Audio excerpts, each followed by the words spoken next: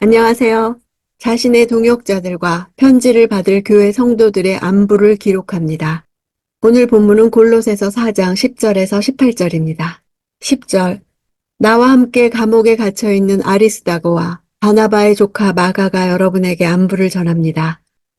마가가 여러분에게 가면 그를 잘 영접하라는 지시를 여러분이 이미 받았을 줄 압니다. 함께 감옥에 갇혔다는 표현은 바울의 동역자 중 몇 사람이 바울의 감옥 생활의 외로움을 달래기 위해 차례로 투옥 생활에 자발적으로 동참한 것을 나타냈다고 볼 수 있습니다.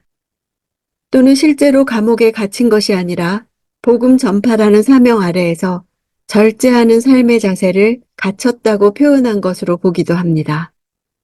마가는 바울의 제2차 전도 여행에서 제외되며 그로 인해 바울과 바나바가 심하게 다투어서 결국에는 따로 전도 여행을 떠나게 되었던 그 인물입니다. 이러한 마가에 대해 바울은 이제 완전히 다른 태도를 취하고 있습니다.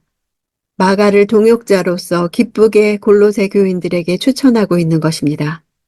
마가는 후에 초대교회 역사에 크게 기여하였습니다. 베드로와 함께 로마에도 갔고 그 후 디모데와 함께 아시아에서도 활동하였습니다. 그는 베드로로부터 예수님의 생애와 언행을 듣고 마가복음을 기록했습니다.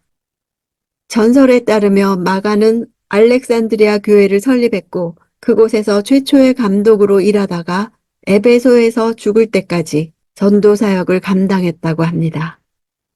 아마 골로새 교회에는 마가의 과거를 기억하고 그를 배척하는 자들이 있었던 듯 합니다. 그래서 바울은 그들에게 마가를 영접하라고 일전에 명한 바가 있었던 것입니다. 11절. 또 유스도라 하는 예수도 안부를 전합니다. 할례를 받은 사람들 가운데 오직 이들만이 하나님 나라를 위해 일하는 동역자들이요 내게 위로가 돼준 사람들입니다. 아리스다고와 마가와 유스도는 순수한 유대인으로서 일찍이 할례를 받은 자들이었으나 바울이 전하는 복음을 위해 같이 동역하며 수고를 아끼지 않은 자들이었습니다.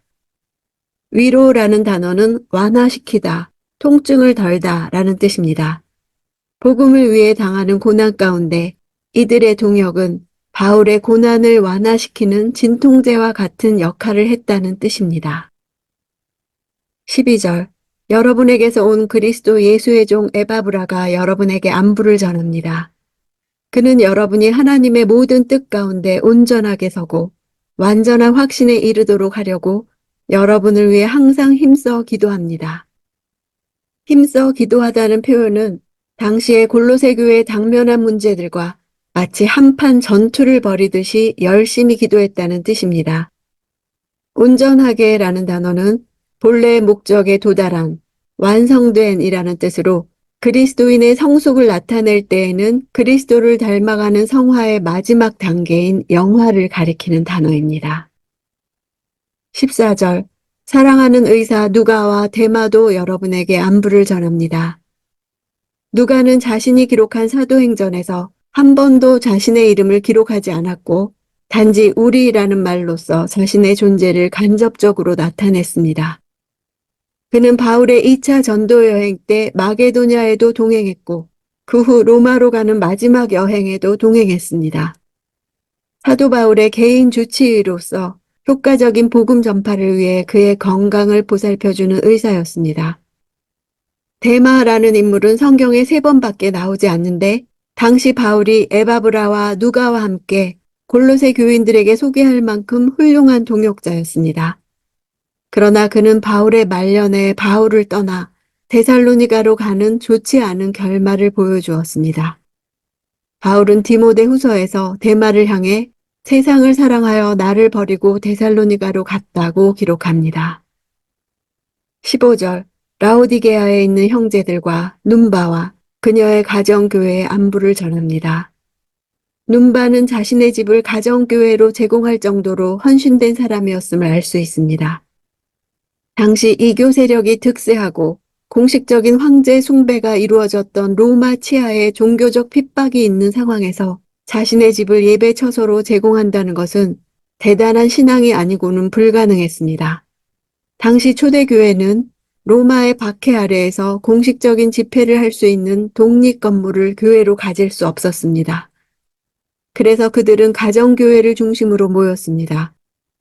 그리스도교가 국교로 공식 인정되기 전인 3세기까지 교회는 독립 예배 처소를 가지지 못했습니다. 이러한 상황 속에서 신실한 성도들 가운데 유력자들이 자신의 집을 예배드리는 처소로 제공했고, 그로 인해 예배를 드리는 그곳이 교회가 되었습니다.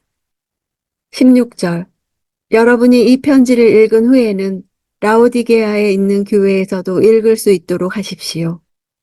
또한 여러분도 라오디게아에서 오는 편지를 읽으십시오. 바울의 서신들은 예배 때 읽혀지면서 주위 여러 교회에 필사되어 회람되어졌습니다. 특히 골로새서와 갈라디아서가 대표적인 회람 서신이고, 로마서와 에베소서 등도 역시 여러 교회가 돌려가며 읽은 회람 서신에 해당합니다. 여기서 라오디게아에서 오는 편지에 대해서는 의견이 분분합니다. 그중 당시 에베소에 보낸 에베소서가 바로 이 편지라는 견해가 유력합니다. 17절. 그리고 아키뽀에게 주 안에서 받은 임무를 유의에 완수하라고 일러주십시오. 바울은 빌레몬서에서 아키뽀를 함께 군사된 자로 소개했습니다. 아키뽀는 빌레몬의 아들이라고 추정하고 에바브라의 후임자로서 에바브라가 로마로 간 뒤 골로새 교회의 지도자가 되었습니다. 바울은 주 안에서 받은이라고 하여 아키뽀가 에바브라로부터 골로새 교회의 지도자의 직분을 넘겨받은 것을 인정했음을 보여줍니다. 주 안에서 이루어진 사건으로 주님께서 아키뽀에게 맡기신 직분임을 강조한 것입니다. 18절. 나 바울은 친필로 안부를 전합니다. 여러분은 내가 갇힌 것을 기억하십시오. 은혜가 여러분에게 있기를 빕니다. 바울은 말년에 보통 대필하여 서신서를 기록하도록 했습니다. 그러나 서신의 마지막 문안 인사는 친필로 기록했습니다. 친필로 기록한다는 것은 지금까지 기록한 모든 내용을 자신의 말로 인정한다는 것입니다. 당시에는 유명한 사람의 이름을 빙자하여 그릇된 사상을 전하는 문서들이 많았으므로 바울은 서신의 마지막에서 친필로 서명하여 자신의 편지가 확실함을 입증했던 것입니다. 골로새서 마지막에는 사람 이름이 많이 나옵니다. 바울은 한 번도 본 적이 없는 라오디게아 교회와 히에라볼리 교회에 있는 사람들까지 챙깁니다. 그 성도들은 그리스도 안에 있는 성도들입니다. 그리스도인이라는 그들의 새로운 신분은 그들을 그리스도의 가족의 일원이 되게 했습니다. 그들은 그리스도 안에서 삶의 의미를 발견했습니다. 그러나 그들은 동시에 골로새에, 라오디게아에, 히에라볼리에 있었습니다. 세상과 분리된 새로운 영적인 나라에 속하게 되었지만 그들은 골로새, 라오디게아, 히에라볼리라는 이 땅의 도시에서 믿음을 따라 살며 복음을 나누게 되어 있었던 것입니다. 성도들은 지금 있는 곳에 있는 것과 마찬가지로 그리스도 안에 있는 것입니다. 하늘나라의 시민들이면서 자기 현장에서 섬기는 그 두 실체에 모두 속해 있는 것입니다. 직장을 다니고 가족을 돌보며 동시에 그리스도 안에서 살아야 합니다. 바울이 자신을 복음의 일꾼이라고 한 것처럼 우리 또한 그렇습니다. 우리는 주님께 점점 더 가까이 다가가며 하늘나라의 시민이자 하나님의 자녀로서 새로운 삶을 실천하며 누리는 것입니다. 두 세계에 우리의 양발을 딛고 있습니다. 바울의 기도 안에 그들이 다 있었던 것과 같이 오늘 내 기도 안에도 많은 복음의 동역자들이 들어와 있습니까? 그것이 하늘의 소망을 쌓는 삶입니다. 그 기도는 반드시 성취될 것입니다.